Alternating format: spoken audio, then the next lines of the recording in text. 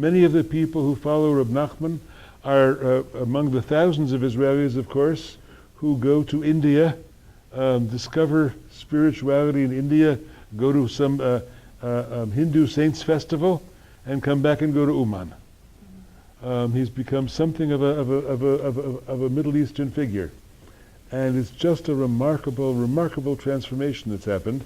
We had a conference on Breslov in Jerusalem about a year and a half ago, and people told their stories of how they became Breslov Hasidim and how they became interested and what was attractive to Rabbi Nachman for them, and just wonderful stories, deeply personal stories of people having found his message to be salvific and transforming in their lives. And so now, as I say, you have a major phenomenon. Neo-Hasidism in Israel is very much centered around the figure of Rabbi Nachman. It hasn't happened here for some reason, but maybe it will, I don't know. I've been waiting for Steven Spielberg to call me to make a film of this book for a long time. But it is a remarkable story of a kind of miracle tale. As I say, when he said, "I will go on forever," it was quite unbelievable at the time. And now I would say, Breslov and Chabad certainly are the two kinds of Hasidism that have no living Rebbe, are in some ways the most successful growth operations in the Hasidic world. You ask, well, how can you possibly have a Hasidism without a Rebbe? It's all about being a Hasid. A Hasid means disciple in a certain way in the Hasidic world, and whose disciple are you? But the Chabad people have proven that death isn't what it used to be, because you have videos of the Rebbe, and you have recordings of the Rebbe, and you for all kinds of simchas they will show pictures of the Rebbe giving brachas, and so the Rebbe is still there. And in Breslov they don't have pictures of the Rebbe. We have no picture of Rabbi Nachman, but his presence is very much felt, and he is very much a living figure to his Hasidim. So that's my talk. Jordan's also going to add some stuff, but let's take some questions or comments now and see where we go for a while. Lou, go ahead. I'd like to talk a little bit about a part of his philosophy as he was reaching adulthood, which I found very difficult to put into perspective. I know historically it makes a lot of sense that he was so sexist and was so against sex and romance and love and relationships with women.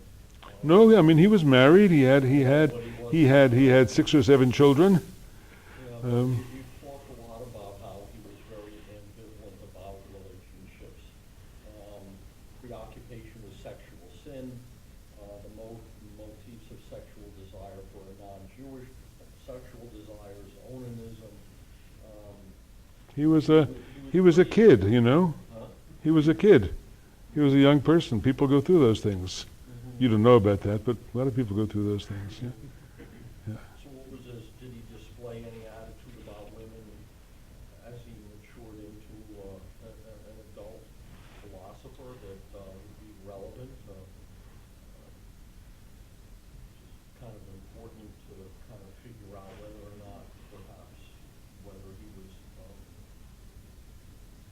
whether he had any noticeable attitude. Well, on the one hand, you can say he had the same disdain for women that his culture had. That was certainly true. When he goes off to Eretz Yisrael, he says, well, his wife says, how am I going to support myself? He said, well, you'll hire yourself out as a maid. So utterly dismissive. But Reb Nachman believed that you have to let nothing stop you in the pursuit of your spiritual goal. In the Haggadah commentary for Passover, I remember Nachman has a comment where it says, when the Israelites went out of Egypt to become Tzedalo Asulahem, they made no provisions for the way. He says, if you're about to go out of Egypt and you ask, how am I going to make a living out there, you'll never get out of Egypt.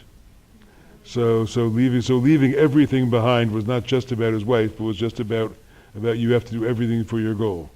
But But his stories, we'll read the story of the king's king's daughter next time, and you'll see there's a very poignant picture of a female figure there.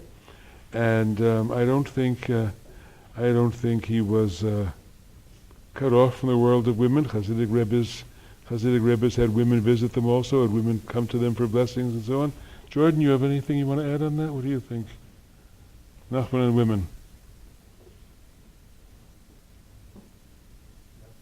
You did a good job. Mark? Did Nachman know the works or the life of Abu Lafia, who also made a trip there to Israel around the same age? Yeah, about 700 years earlier, right? Might he have known through Cordovero or something about Abu Lafia? Not that I know of. And the Best also made an aborted attempt. The Best tried to go to Eretz Yisrael, and when he got to Istanbul, he was told to turn back. Do you think that there could be some relationship between his Yes. grandfather doing it and him?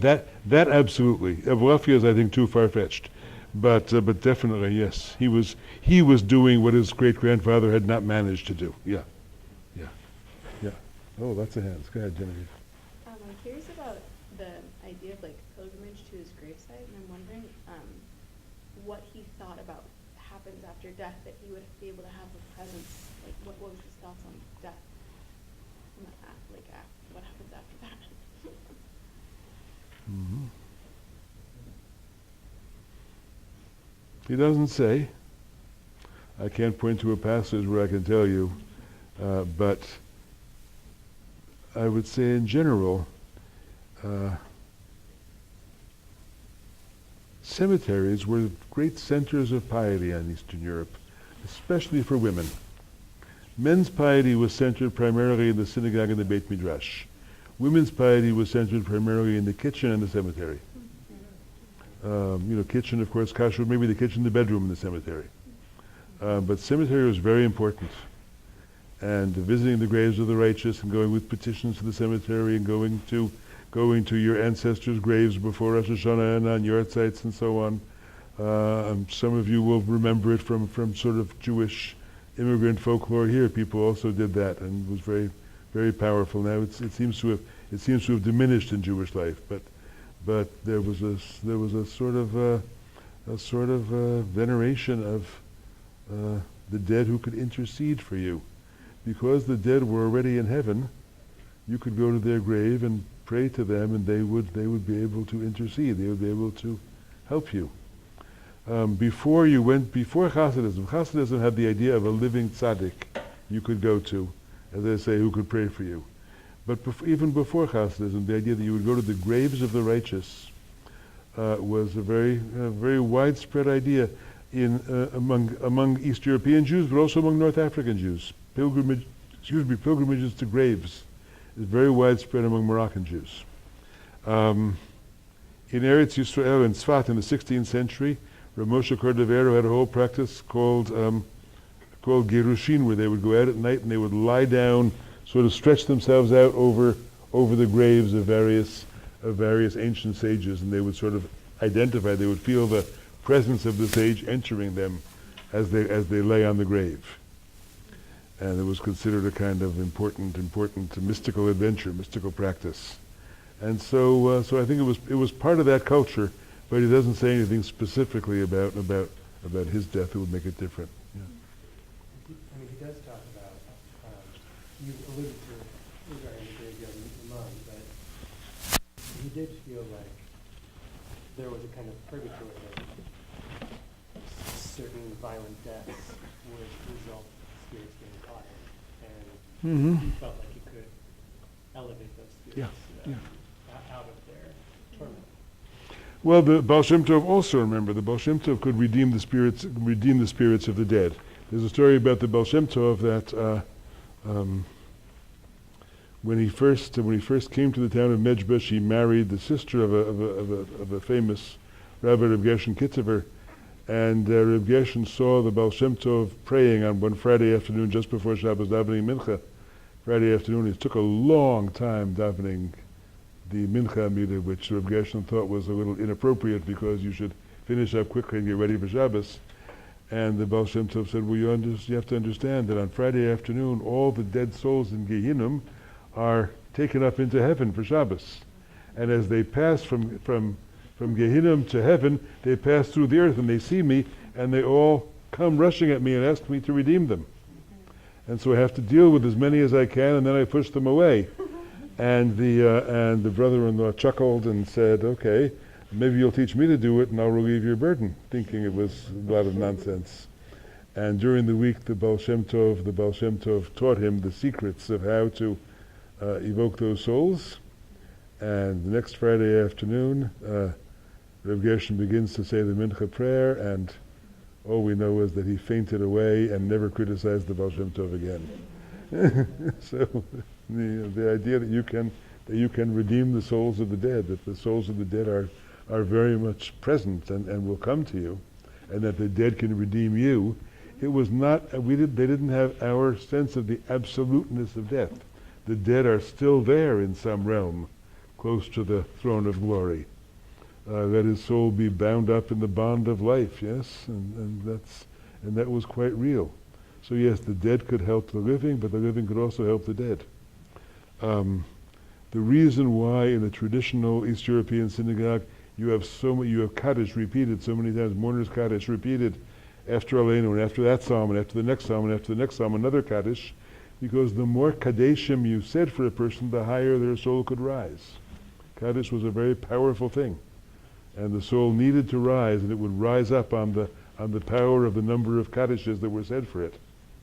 And that sort of, Jewish folk religion. Yeah.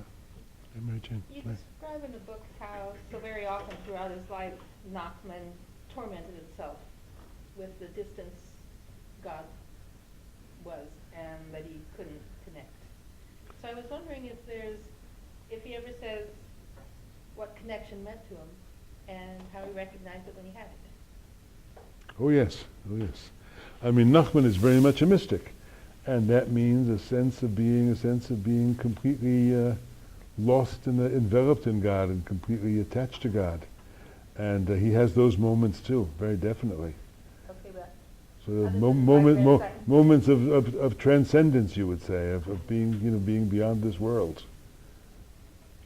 that's not very specific. I mean, What do you want? I want to know if he ever said, there's that quote, the long quote about the song of the grasses and the shepherds. Yeah. And that one must have come after Experiential. That was, yeah. Um, No, he is remarkably poetic compared to other Hasidic masters in that way. are there any particular passages where he at least attempts to describe what that feeling of transcendence was for? Yes, there are lots. I'm trying to, I would say, if you have the book in front of you, turn to page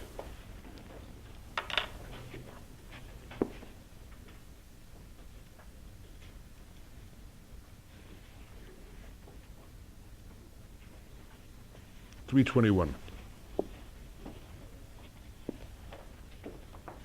Here's a kind of, this is said theoretically, but it's experiential. The experience lies behind it. 321. God praise be, he is above time. In truth, this matter is wondrous and hidden, and it cannot be grasped by the human mind.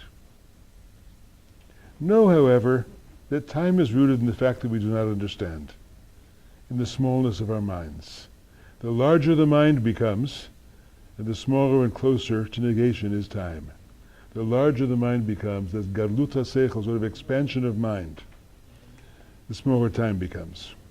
In a dream, when the rational mind is absent, and man has only the imagination, one may traverse as much as 70 years within a mere quarter hour. You sleep for a quarter hour, you can dream a whole lifetime.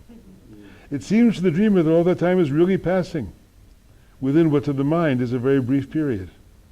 Afterwards, when he awakens, he sees that just a short time has passed, and that all those years transpired within it.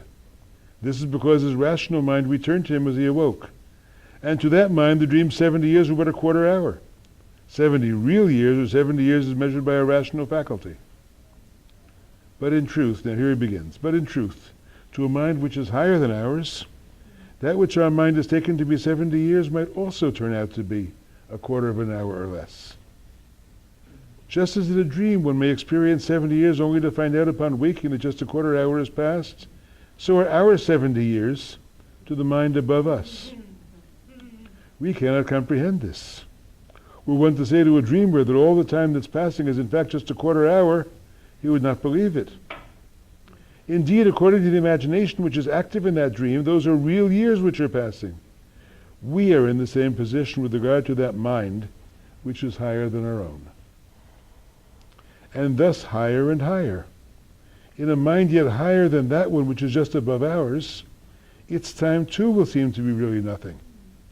And so higher and higher, until one reaches a state of mind so high that all of time is not noticed by it at all. All of time has been absolutely negated in the mind because of its great elevation. Just as our 70 dream years turned out to be but a quarter hour, there exists mind above mind until time is negated. That's a kind of experiential fantasy, you might say.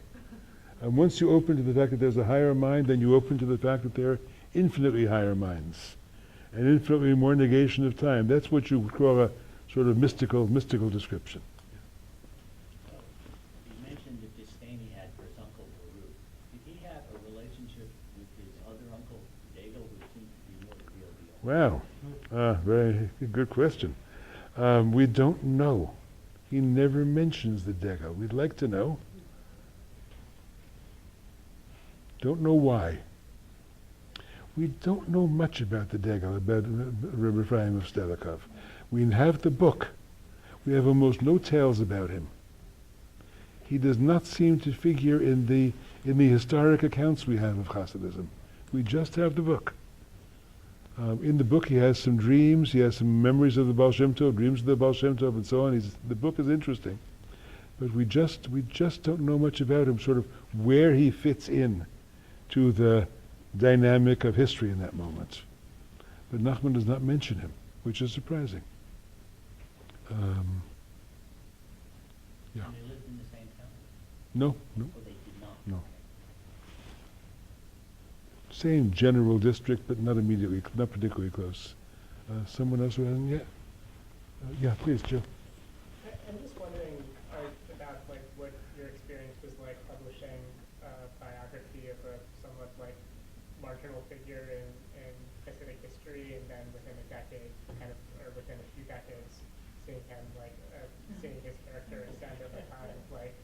I'm curious, if your work might have played a role in that, and also just what it was like for you to watch that go down. Well, at this conference in Breslov a year and a half ago, lots of people came up to me and said, I first learned of Rabbi Nachman through you. Some of them with long payas. So that was interesting. The book became a bestseller in Hebrew, and was Reb Nachman of Breslov is a name known to Israelis because one or two of the Nachman tales are in the high school curriculum for Hebrew literature and so on. So Israelis know who he is. And so, unlike American Jews who didn't know, as I say, whether Breslov was Bratislava, for Israelis somehow he was a figure because he went to Eretz Yisrael. And there were lots of writers later on who tried to make that a sort of proto-Zionist, make him a sort of proto-Zionist figure. So he was a Rebbe who was fascinating to Israelis. And so the book did have a significant impact there. Of course, the Breslovers hated the book because I was explaining their Rebbe in psychoanalytic terms, or making him an ordinary human being. And their idea is, yes, he went through all this great suffering, but he overcame and transformed it all. And that's why he's the great Rebbe, because he is the person, any suffering you have gone through, any doubt you have had, the Rebbe has had more, but he has overcome it. Well, I don't believe in people utterly overcoming. People, you struggle with your problems and you deal with them for a while, and you attack them on a higher level, and they come back and they bother you, and that's what I saw in Nachman. And I found that attractive. But that's not what they wanted. They wanted him to have all the answers and to have solved all those problems. And so they were unhappy with the book, needless to say. But yes, it's quite amazing for me to watch, the tremendous growth of Breslov, and with some mixed feeling. With some mixed feeling about it, because, I love the fact. I mean, I love the man and the teachings, and that he's become so popular is very nice to see, that he won't be forgotten. On the other hand, when he is turned into this sort of savior figure and figure of kind of fantasy religion, it worries me a little bit too. Josh? Do we have any records of his surviving daughters and their families, and if any of their kids ever tried to take on a mantle of leadership? They did not, but it was always known among the rest of Hasidim who was the grandson or great-grandson or great-great-grandson of Rabbeinu Zal. Yes, his descendants were treated in a special way because there was some hope that Messiah would come from his descendants. And we have letters from some of the surviving Breslovers in the Soviet Union in the 1930s, trying to smuggle out one of these children because they wanted this descendant of Reb Nachman to get to Eretz Yisrael, and I think he did. And so that yes, they were known. There are probably people in Breslov today who are still known to be descendants. Yeah. But none of them becoming a Rebbe. Now in Breslov today, I think there are 4 different rival Breslov groups. There are the old-time Breslov Hasidim who were centered in Mea Shearim. There's this group of penitent Breslovers, mostly Sephardic, and the former convicts and so on, and the people of Mea Shearim don't want to have anything to do with them. There was then a man named Rabbi Yisrael Odesser, who in the Nachman people. When did he have his message? I'm not sure. He found a petek, a piece of paper that came from heaven with a message that if you say na Nachman every day, you will be saved. And he began creating this group. Those people are mostly people who have just discovered it, come from the outside, don't know anything much about it, and they are known for stopping traffic in Israel and dancing in the streets and making a great joyous public spectacle of themselves. And the Mea Shearim Breslovers are very embarrassed by them. And there are a couple other groups too. The details aren't important, but once it spread, it began to split off into all kinds of sects. Do we have any testimony from the Maskilim that knew Reb Nachman, anything that they wrote about their impressions of him? Nothing direct. We have accounts of Nachman later among Maskilim, but those are just made-up accounts.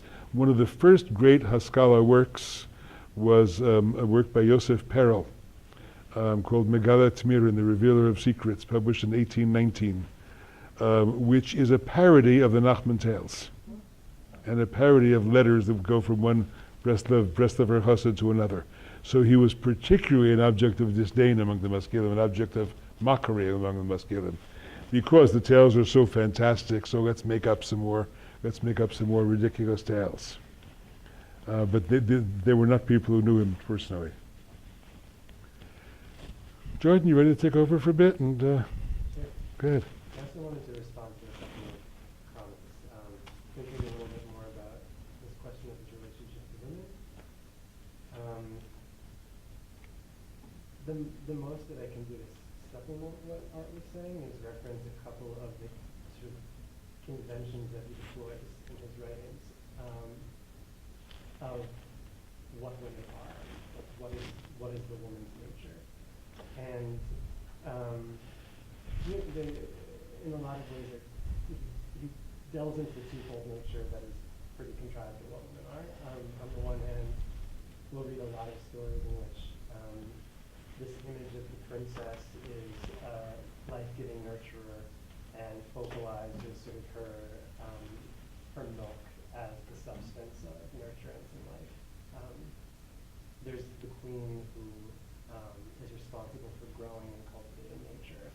Those are like two positive images of women, abstractions of women that he deploys very frequently. And then also women as like this function of chaos and disorder and wreaking havoc on the world. So I mean, in terms of his like biographical relationship to women, I don't think that I can say anything more than Art said, but those are his literary representations of women. Yeah.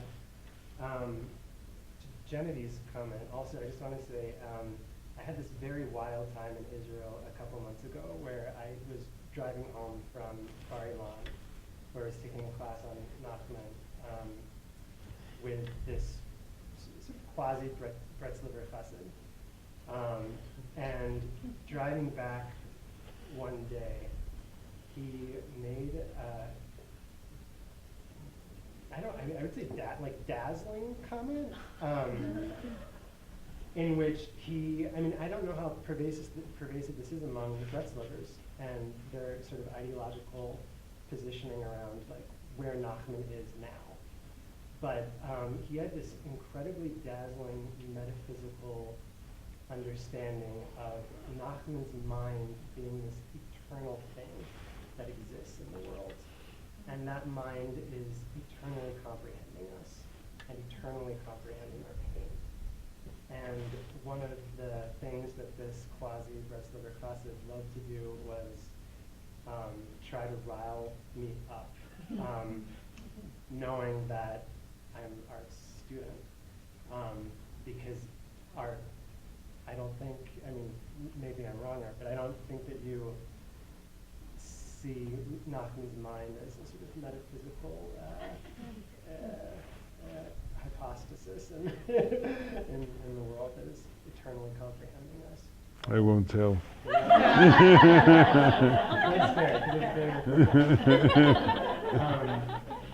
Yeah, so just, that's like an idea that's out there among Bretzlivers, evidently, that his mind exists eternally. And then the last piece I wanted to share is the piece about Nachman documenting his experience of some sort of transcendence. This isn't,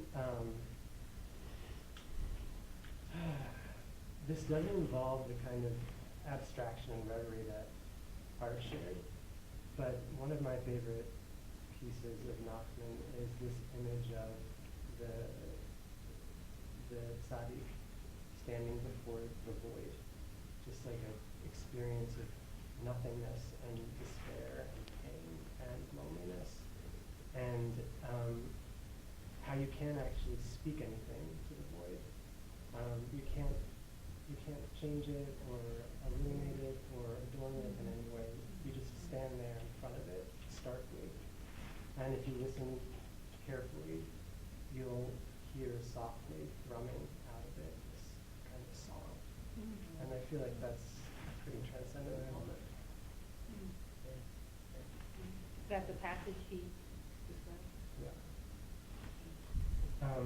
Okay, so the little piece that I wanted to share has something to do with Nachman's, I guess his approach to telling stories and to listening to stories and to consuming stories. And Art touched on this a little bit, that Nachman had like a hunger for stories. And Reb Nosson describes how every time Nachman had a guest coming to his house, he would ask if that guest had a story to share, because he just wanted to devour as many stories as he possibly could. And this passage written by Nosson hints at why Nachman had this hunger for hearing as many stories as possible. So he writes, in the stories that the world tells, there are hidden things, there are secret things and exalted things, or exalted things. But the way that these stories are told are damaged in some way. וגם בלבלו ואינם מספרים אותם כסדר. Something about the way in which people are telling their stories is confused, and they're not told in the right order. And then he says, כי מה ששייך בתחילה מספרים בסוף, וכן להפך. Because what is appropriate to tell at the beginning of the story, people are telling at the end of the story. And what's appropriate to tell at the end of the story, people are telling at the beginning of the story.